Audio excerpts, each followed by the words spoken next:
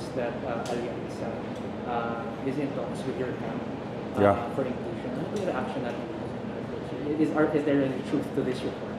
Well, una-una, walang katotohanan, walang kumakausap sa atin mula sa alyansa tungkol sa anumang coalition. No?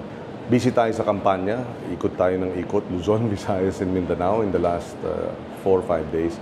Nakafocus tayo sa ating advokasya ng food security, murang pagkain, at ayusin yung mahal na presyo ng bigas at iba pang bilihin. How to tame inflation, that's what we're focused on. Pero mula pa naman nung umpisa, sinabi natin walang kulay ang gutom.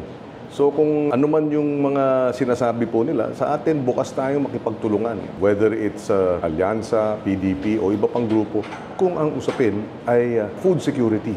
Paano natin papababain ang presyo ng bigas at iba pang bilihin?